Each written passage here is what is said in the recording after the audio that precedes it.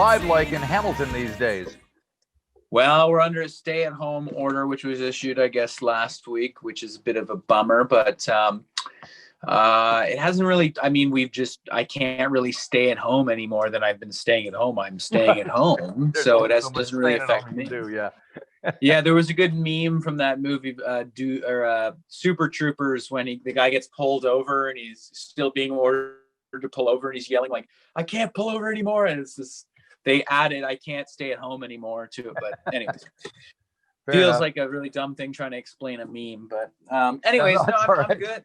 It's good around here. It's it's not the worst thing in the world to be locked up with some vintage guitars and some nice little amplifiers. I can't complain. Yeah. Well, of course, over here, all we hear about is the American news and the election and the COVID disaster that's happening over there, but you never hear much about what's happening just across the border in Canada. So it's a little mellower, is it? Yeah, well, I would say that our news is more in lowercase font, where theirs is in all caps, so we can't really compete. It's kind of what you want, though, isn't it? Yeah, I'll take lowercase news over all caps any day. Very good. Yeah. So your album "Fuck Art" came out like on the 1st of the month, right? I think it was like the first new album of the year, which is kind of cool. How's it been going? It's 3 weeks later. What's it been like? I mean, it's been the most successful thing that we've ever done to date, which is great. I don't know what it feels like a little bit of we're in uncharted territory in terms of dropping an album during COVID, and obviously lots of artists have done that. Ours is going really well, I have to say. I think that we're very fortunate in terms of the team that we have and how localized we are, and how productive we've been able to be under these conditions. I'm very proud of that, and I'm also feel very fortunate that is the case. So we had a great rollout, with all of our singles in the second half of last year, and as well as we were fortunate to be able to even finish the record, because the album basically started pre-COVID, or it was, I guess, pre-lockdown. The album started like 6 days before the lockdown started. We started the album because it was kind of a news story, COVID, but it wasn't a day-to-day reality yet. Right. And you had no idea it was going to keep going this long either. No, it was at that time, it was just rumblings that things were happening overseas, and we didn't really know what was going on, and we were just like, whatever, we'll just keep making our album. That's what we do. We're not disease experts. We're rock and rollers, so let's put our faces to the grindstone. Yep. And it was only when our producer had to fly home to Seattle, and because the border was closing, where it really appeared to be a significant thing to me. Yeah. And your producer is John Goodmanson, right? Yes, indeed. Yes. Who's done almost every Sleater Kinney album, and Blood Brothers, and Wu-Tang Clan, and Death Cab for Cutie. And that's quite a diverse legacy that he has there. So what drew you to him? Well, he had done an album called Young Machetes by a band called Blood Brothers, which I just thought was one of the most brutal, cool sounding recordings. And then his name came up when we were looking for mixes for our first record, which was at that point a mess. It was just a mess. The tracks that we had, and we really needed some. In retrospect, I probably would have just re-recorded the damn thing, but we were lucky enough to kind of to enter a conversation with John, and at that point we had a label backing us, and so John was able to basically make an album from the disjointed white noise explosions that we gave him. He made a rock and roll album. So he remained at the top of our Rolodex from that day on. Right. He produced, engineered, and mixed our last album, Master Volume, and then he produced, mixed, and engineered most of Fuck Art. So he was there for we had done demos together when we were out in Seattle. We did pre-production right before we started recording. we were really ready to make the record. We had really rehearsed these tunes a lot. We were feeling really strong. And we had gotten the drums and the bass done when he had to leave. And so I had to do the guitars by myself in the studio. It was just me and the engineer. And I don't know what you know about recording, but an engineer is more of a sterile kind of clinical guy. Yes, it's not. They're not there to offer opinions or directions. They're there to just make sure that things are recorded. Yep. So it was in a way, dare I say, I produced the guitars and the vocals because John was not there. But I mean, we were having conversations over the phone, but once in a while. But I mean, he was busy trying not to. Seattle was quite a hotbed of activity, COVID and otherwise at that time. So he had his hands full. Yeah. Anyways, it was quite an experience, and I really gained a lot of confidence and experience in the recording studio by necessity, doing it. Yep. And so, last time we did the guitars in about a week. And this time we did them in two days before they cut down the studio, and they said, it's illegal to be here anymore. So then we did the vocals from home, sent them out, and so that's how the album came together. It's pretty wild. Well, it's interesting. I've heard a similar story from a lot of different people where because of the circumstances around everything, they've had to rethink how they work. And I think they're coming out better on the other end, different kinds of artists and performers and musicians. So, and recording, especially the recording process. So do you feel it's a plus for you? Well, as Darwin said, he's always misquoted. People say it's survival of the fittest. That's not what he said. Darwin said it's survival of the most adaptable. So you've got to learn how to pivot in life, whether you're an artist or otherwise. And I don't mean to sound, I mean, this might sound a little off color because of just how, this disease has devastated a lot of people, but I've personally had one of the best year or so of my life in terms of how engaged and busy and productive I've been, figuring out what I'm going to do as a rock and roller that can't play rock and roll, if that makes sense. So my job description has changed a little bit, but it hasn't. And there have been moments of, existential crisis that have quickly passed. But, with each day that goes by, I get further and further from my original job description. But at the same time, I just feel I'm so engaged by how busy I am trying not to, flounder in this new climate that I feel really good. I just, I'm busy. I'm writing new songs. It's the fastest I ever got back to write new songs. That feels great. I miss the road, of course, but this I learned a lesson when we made our last album, and I put my pencil down. It was done writing. We record the album. I said, okay, well, fuck it. I'm not writing any more songs for a while. I'm just gonna lay back and we're gonna make some videos and I'm just gonna live my life. And then when it came time to write new songs, all my muscles had just completely atrophied, and I was just like, I went back to the gym trying to do the same kind of lifting I was doing before, but I just, I sucked. So I learned that lesson to not ever stop writing. You got to keep working. So as soon as we finished Fuck Art, sending those vocals out there, I just started writing new songs. And cool. So now, I mean, we're part of the way towards the next record and material wise. And it's super strange times, but it's honestly to be, it's honestly nice to have a change of pace and of process. I find, it's frustrating sometimes. I want to play, like, this stay-at-home order is a real bugger because I just want to jam with my boys. We all live like, a kilometer or so away. We can't legally jam together. That's a fucking bummer. We're not going to do it over Zoom or some shit. So, that sucks. But at the same time, everybody's, being creative. They're working on their own thing and I'm working on songs for us to play. So it's we're just rolling with the punches. And I got to say, I have my days where I'm like, God damn it, I just want to go to the bar and meet my friends or be able to jam with my friends. But I'm so busy. I'm a pretty self-motivated person. So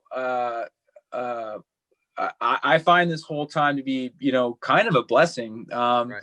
I worked so many shitty jobs when I was a kid, and in my mid to late 20s of, you know, in a kitchen, and I was a butcher, and, you know, name it, I did it. And my drive in life is to not have to do any more of that shit anymore. I just want to be in charge of my own destiny, and that fear and ambition is what makes me get up early every morning and work on whatever I got to work on. So, I mean, I know that's a long rambling response, but I'm doing pretty good. That's what we're here for. I could have just said that. You probably, well, that's the problem. When you're sitting by yourself at home all day, you're just dying to get it all out. So exactly. Yeah. Now, you mentioned your bandmates briefly. It's Ross and Kyle. So they're nearby. But when was the last time you guys actually played together? Well, we played together on Kyle's birthday, which was January 7th.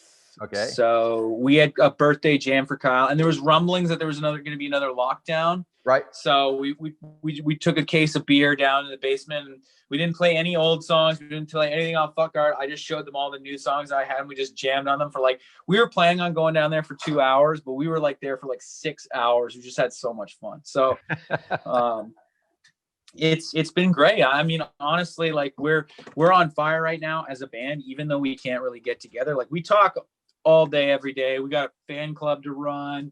You know, right. We're planning on the next all the next stuff that we're doing, all the new music videos and stuff that we're making in isolation and stuff. So all of this is I feel like we're on fire right now, and it doesn't really allow for many pauses of self-pity, which I think my mom always told me self-pity can kill you, you know, so just avoid it. Right. So you mentioned the videos. I was just watching Doom Boy. Shot in isolation. I know you try to stay happy, but the winds of doubt are blowing heavy. Tell me, girl, do you like the Chrome Max and Turnstile? If you do, I'm begging you, come with me. Let me be your Doom Boy. No, that was well, first of all, we were all living together at that time. We were actually living together up until, you know, about 3/4 of the way through last year, and we all turned 30. So, and our girlfriends were looking at us like, "Hey guys, it's pretty weird. You guys still having this clubhouse together." So, you know, we had some external pressure, and we had a series of. We had kind of a festival season of saying goodbye to the house, where we would, you know, take mushrooms and go play basketball and hug it out, and, you know, just had a great time. And then we finally gave up the house, and so now we're all living separately. The album has been out for a little while. What kind of response have you been getting from fans? Well, it's been fantastic. I mean, the fans have loved it, which is really, you know, that's all we can ask for. You know, it's I used to hate social media, and I still like everyone have conflicting feelings about it, but it's basically our only method of interaction with the people that are enjoying or hating our art. So it's all the more critical now, but the response has been fantastic overall. I mean, we've had some pretty kind of blasé reviews, but those people can go fuck themselves, so I don't care. Very good. Oh, and speaking of videos, I think I read somewhere where you ended up having some kind of allergic reaction to horses or something. Oh, god damn. Yeah, that was a hell of a day. So we made a video for the second song on our record, which is called Blunt Force Concussion. Yeah. It's a love song. Yeah, of course. But yeah, and we were out there. We kind of got together. We said, guys, let's make a video where we're not blowing up Dodge Caravans, and when we're not, you know, fucking fire or pyro. You know, we grew up on Trailer Park Boys, and you know, we love explosions. So, anyways, we're like, let's make a nice video for the moms. All right, let's make something for the moms. So we kind of made flower crowns. Give me 1/2 dozen blunt force concussions. Crack my head into. Just don't put me through.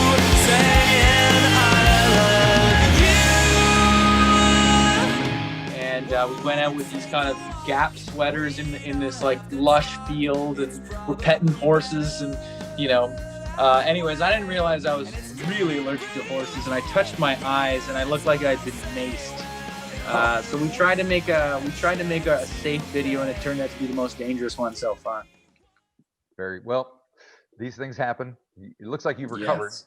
Well, I've recovered. Yes, you can actually, if you want to see the video, there's one shot where my face is beginning the transition, and you can see it because it's a long shot. It's almost towards the end of the song. But if you watch our video for Blunt Force Concussion, you can see my face and my facial expression realizing that you're entering into a world of pain. Okay. And, well, these days with the effects that you can add to your phone calls when you're doing the vision, I mean, it looks just like that anyway. I mean, you can just push a button and you got that effect. You can just tell somebody. Yeah. So. Yeah, exactly. All righty. So what's the future hold? You got songs raring to go? Or are you going to try and record again soon, or wait for things to calm down, or what's the plan? Well, we're the kind of band that, we got to bash shit out in a 12 by 12 foot jam space that's made out of concrete with a blown out PA system. That's how we make music.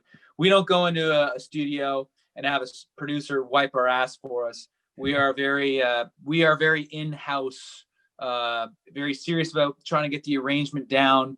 Right. If we can get a song to kick ass, as I said, in a prison cell with a blown out PA system, then it's going to be fucking great when we record it. That's how we kind of view it. So in terms of recording, we're not going to be able to record until we get that time to bash it out again. Yep. But I'm stockpiling music for us to work on, which I'm really pumped about. And in the meantime, we're just working super hard on stuff that we can do from home. We're working on as I said, we've got some new music videos that we're working on, which we're super excited about. We got another virtual tour that we're planning, right? A virtual tour of the United States. And you know what? It's gonna be the first time we go to Japan. There you go. Virtually, but we're going to Japan. Well, you have to come to New Zealand sometime. Yeah, we'll have to make a stop over while we're in the neighborhood. Actually, there's no lockdown here. We beat it. I heard about that. So what's that like? You guys are just living. It's like normal life. We go to gigs, we hang out, we have parties. That is fucked. Well, y'all got to do it for the rest of us. Yeah, enjoy it for the rest of us. But I don't know. We'll be back there at some point, just not for a while. It just seems there's just too much of a patchwork response to this whole thing, and too much of truth be told, too much room for confusion and self-serving interpretation of the rules. So, anyways. I'm not one of these people that's naively optimistic about the timeline. I'm hunkered in for the long haul, and I'll believe it when I see it. But in the meantime, as I said, I got a couple old Les Pauls and some loud amps. I'm pretty happy. So not bad. It could be worse. Excellent. Yeah. Well, thank you for breaking off playing with your guitars to talk to me. I appreciate it. Well, it's my pleasure, Marty. Thank you very much for having me, and all the best to everybody in New Zealand. And as I said, y'all gotta enjoy life to the fullest for the rest of us. Very good. Well, thank you very much. Have a good day. All right. Thanks a lot, Marty. You too. Bye-bye.